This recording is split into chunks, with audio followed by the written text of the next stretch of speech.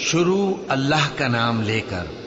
جو بڑا مہربان نہایت رحم والا ہے۔ سورج کی قسم اور اس کی دھوپ کی، اور چاند کی جب وہ اس کے پیچھے چلے، اور دن کی جب وہ اسے روشن کر دے، اور رات کی جب وہ اسے چھپا لے، اور آسمان کی اور اس ذات کی جس نے اسے بنایا، اور زمین کی اور اس ذات کی جس نے اسے پھیلایا، اور نفس انسانی کی اور اس کی جس نے اسے درست کر کے بنایا۔ پھر اس کو بدکاری سے بچنے اور پرہیزگار بننے کی سمجھ دی کہ جس نے اپنے نفس کو پاک رکھا وہ مراد کو پہنچا، اور جس نے اسے خاک میں ملایا وہ نامراد رہا۔ قوم سمود نے اپنی سرکشی کے سبب پیغمبر کو جھٹلایا۔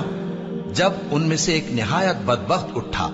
تو اللہ کے پیغمبر صالح نے ان سے کہا کہ اللہ کی اونٹنی اور اس کے پانی پینے کی باری سے خبردار رہو، مگر انہوں نے پیغمبر کو جھٹلایا۔ پھر اونٹنی کو مار ڈالا تو ان کے رب نے ان کے گناہ کے سبب ان کو نیست و نابود کر دیا، پھر سب کو برابر کر دیا، اور اللہ کو ان کے بدلہ لینے کا کچھ بھی ڈر نہیں۔